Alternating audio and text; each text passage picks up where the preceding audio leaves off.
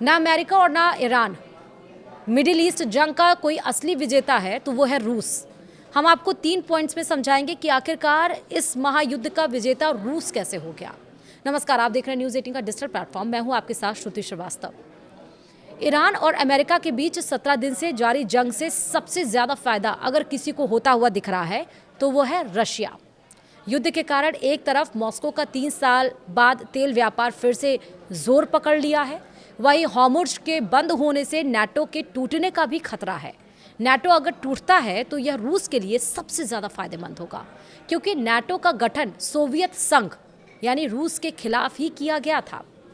NATO में America और Europe के अधिकांश सदस्य शामिल हैं। ईरान पर हमला क्यों कर रहा है अमेरिका, वो समझिए। अमेरिकी राष्ट्रपति डोनाल्ड ट्रंप के मुताबिक ईरान रूस और चीन की मदद से परमाणु हथियार तैयार कर रहा है। अगर ईरान परमाणु हथियार तैयार कर लेता है तो पूरा मिडिल ईस्ट अस्त व्यस्त होगा। दूसरा, जानकारों का कहना है कि डोनाल्ड ट्रंप की नज़र ईरान की तेल पर है। ट्रंप हवाई हमले के जरिए ईरान में तख्ता पलट करना चाहते हैं और यही वजह है कि अमेरिका ने इजराइल के साथ मिलकर अटैक किया। तीसरा पॉइंट, ईरान रूस का करीबी मुल्क है, चीन को भी तेल बेचता है और अमेरिका का लगातार विरोध करता है। मिडिल ईस्ट का एकमात्र देश है जिसके कारण अमेरिकी ठिकाने पूरे इलाके में असुरक्षित हैं। यानी कि जंग में रूस असली विजेता है। अब वो कैसे है वो आप समझिए। मिडिल ईस्ट जंग के कारण रूस के खूब तेल बिक रहे हैं। भारत और चीन जैसे देश रूस से जमकर तेल खरीद रहे हैं।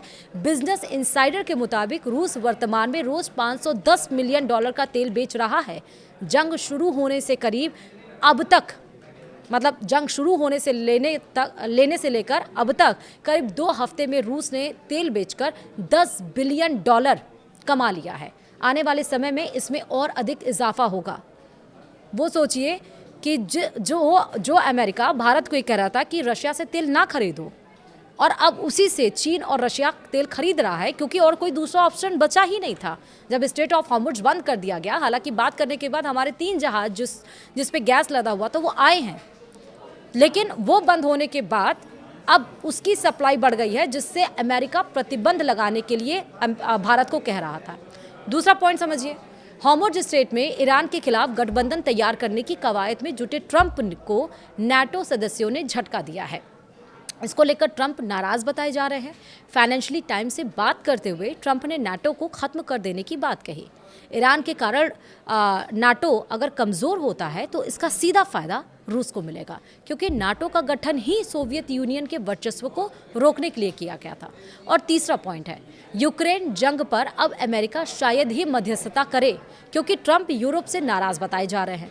यूक्रेन पर ट्रंप अब तक मध्यस्थता कर रहे थे, लेकिन ईरान जंग की वजह से अब यह ठंडे बस्ते में चला गया है। इसका सीधा फायदा पुतिन को ही होने वाला है।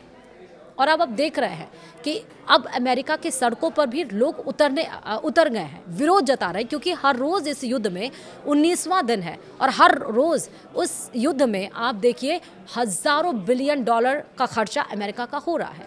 वहाँ के लोग क्राइसिस में आ गए हैं और इसलिए ये जो जंग की शुरुआत अमेरिका की तरफ से हुई है वो ख़त्म होने का नाम ले रही है, क्योंकि अमेरिका को लग रहा था कि ईरान जो है वो तो बैकफुट हो जाएगा, वो घुटने टेक देगा, लेकिन ऐसा हुआ नहीं। जंग 19 दिन पहुंच गई और उसी तरह भीषण युद्ध हमले किए जा, उसी तरह मिसाइल ड्रोन अटैक किए जा रहे हैं, कोई किसी से कम नहीं है। अब डोनाल्ड ट्रंप जब ये कह रहे हैं कि विश्व का सबसे पावरफुल कंट्री अगर कोई है तो वो अमेरिका है, तो अमेरिका पीछे कैसे हट सकता है? इसका इनडायरेक्ट फ़ायदा कोई नहीं बल्कि रशिया उठा रहा है। वीडियो में इतना ही। नमस्कार।